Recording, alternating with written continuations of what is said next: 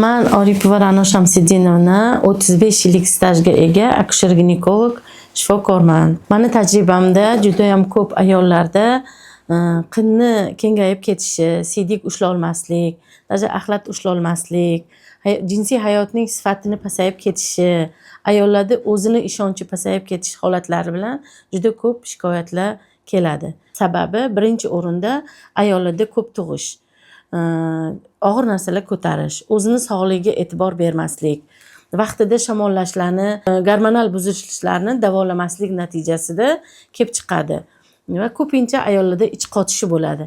Ich qotishni davolamaslik ham bachadon tushib ketishi, qinni kengayib ketishiga olib kelishi mumkin. Yoshi katta ayollarda esa gormonal ayollar gormoni, estrogenlarni pasayib ketish natijasida qin mushaklari bo'shashib ketadi va shuning natijasida qin kengayib ketish holatlari uchraydi. Buni bartaraf qilish yo'llari oson. Birinchi darajasiga qarab, birinchi darajada bo'lsa, buni Kegel mashqlari orqali vitaminlar, mikroelementlar, kalsiy, magniy, sink ichish, kollagenlar ichish yo'li orqali davolash mumkin. Ikkinchi darajaga o'tgandan keyin buni lazer fraksion apparat yordamida qinni toraytirish mumkin.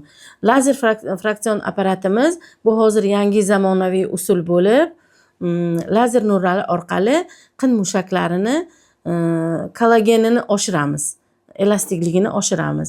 Bu protsedura og'riqsiz hisoblanadi. Bu protseduradan oldin ayollardan nima talab qilinadi? Umumiy qon tahlili topshirish, qonda qand miqdorini tekshirish va gepatitlarga tekshirish kerak bo'ladi. Va jinsiy yo'l bilan yuqadigan yuqumli infeksiyalarni tekshirish kerak bo'ladi.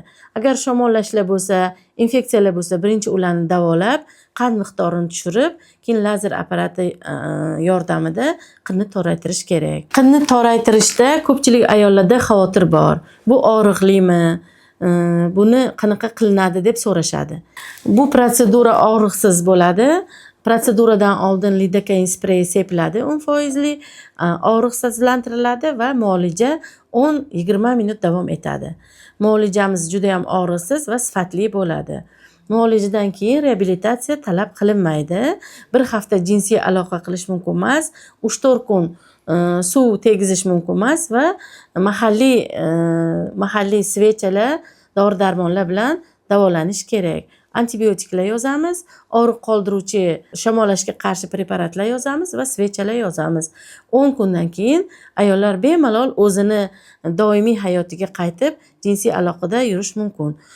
Ko'pchilik ayollarda qinni tushish darajasi, kengayish darajasi 2-3 daraja bo'lgani uchun bitta protsedurada buni joyiga keltirib bo'lmaydi. Shuning uchun lazer intim protsedurasi 2-3 protsedura qilish kerak.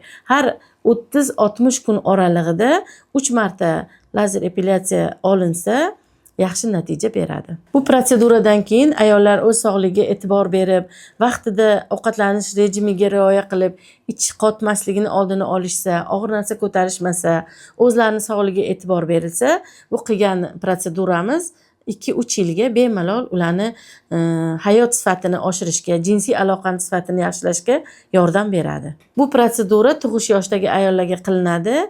Jinsiy hayotda noqulayliklar, havo chiqishi, siydik ushlay olmaslik, axlat ushlay olmaslik shu jarayonlarda qilinadi.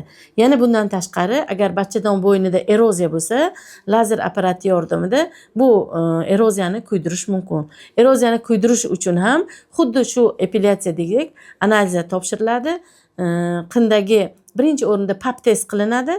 U yerda agar noto'g'ri kletkalar, onkologik kletkalar bo'lmasa, bu jarayon eroziyani kuydiriladi. Va eroziya kuydirgandan keyin ham oddiy dek apparatlarda kuydirgandek bularga muolajalar shart emas. 5 kun bo'ladi ham reabilitatsiya bor. Hurmatli ayollar, o'z vaqtida murojaat qilib, o'z vaqtida davolaninglar. Qinni tushib ketishiga, jinsiy hayotlaringiz buzilishiga, libidolaringiz tushib ketishiga yo'l bermanglar. Bizga vaqtida murojaat qilinglar va hayot sifatlaringni yaxshilanglar.